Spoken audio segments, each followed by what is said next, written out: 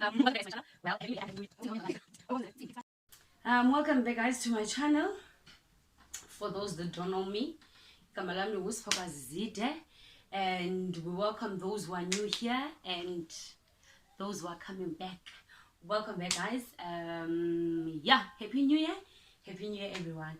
Well, I'm starting, I don't know how to call it, but it's my journey. I'm starting my journey, and I'll be sharing.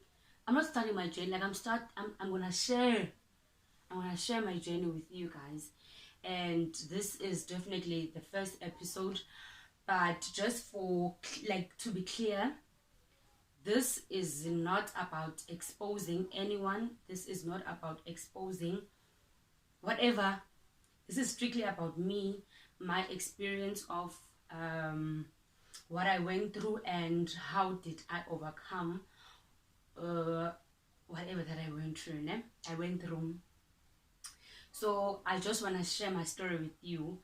I just want to share my experience and from where I was and how did I end up being where I am. And more than that, still thinking of what I went through and everything. Why do I still believe? Why did I keep my faith, you know? Why do I still believe that God is God no matter what? Why do I still attend the same church? Like, what was going on in my mind? So basically, these are one episodes, and this which I won't say the whole story. Quick video one because I think it's gonna be very long because and they had heard again, you all know. So this is the first episode, I can say. Well, as I've said, Aleni Kamalam Numuspoka Zita. Digla age Ikalu Godola. I am grooving. I'm 30 years old, guys.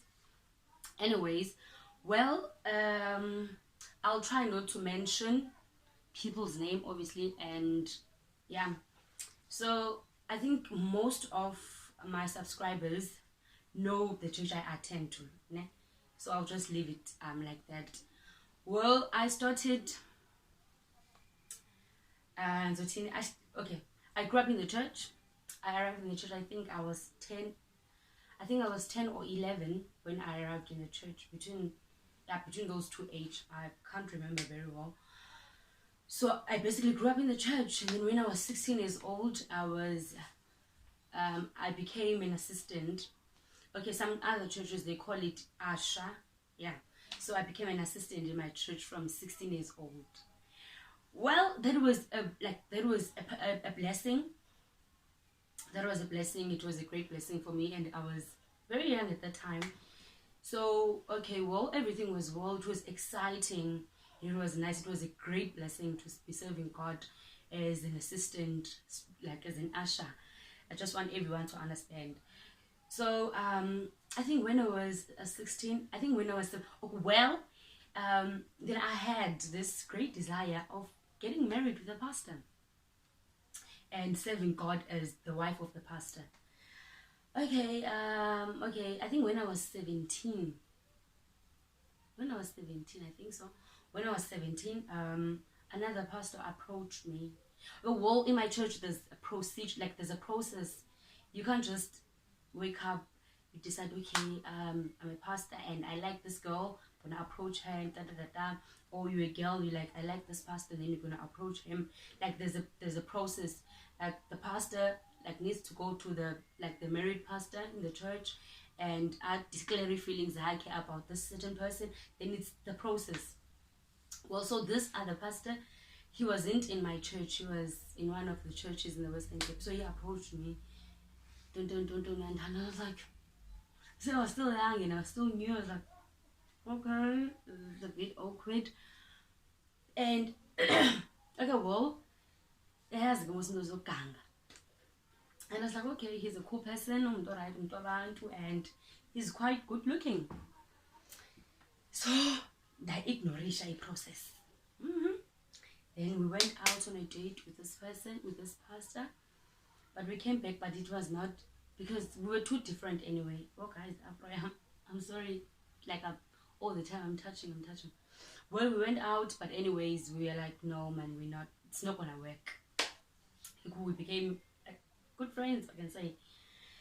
Okay, I think I was 17 that time. When I was 18, if I'm not mistaken, when I was 18, oh, when I was, I don't know, I think let us say when I was 18. So this, like the other pastor that I dated, Kengoku, um, I don't, I think he approached my friend, like my male friend. He approached my male friend and he told my male friend how he felt about me. I think so. Then my friend told me. I was like, oh no, no, no, no, no. It's not gonna work. Like it's not gonna work. And my friend was like, no, Shiro man, he's a good person. I know him since, yeah, well, he's a good person. What not. It might work. And I was like, okay, either way, um, he knows the process. But I was like clearly not interested in him. And I told my friend no. So during that time, okay, I think then when I was 19, if I'm not, when I was 19, when I was 18, I became the youth leader.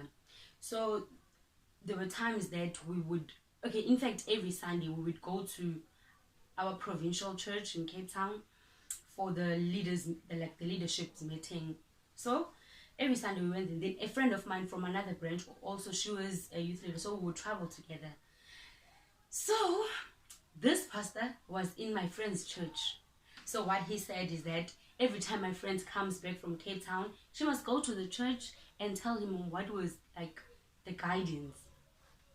So because my friend can't go to the church alone, like their time, because we would come back from Cape Town around 5, around 5. So we would go together with my friend to the church. So remember, her church is the church, like the pastor is in that church. So we'd go and my friend would tell him what was the guidance and everything. Then after that we would travel. We would go together outside, like we would go out and leave the church together with that pastor because that pastor was not sleeping in that church. So we would travel all together, like it's fun. It's fun. But it was awkward because he knew that I knew. Okay, cool. Okay. Then I think the following year, then this pastor called me. There's this other time he called me. Oh well, okay. Then now he stopped asking my friend to bring him the report. So this other time he was in my church after the service, he called me and said, "Hi Swagazi, what? Can you please? I know that you're the youth leader. Can you please tell me like the report every Sunday?"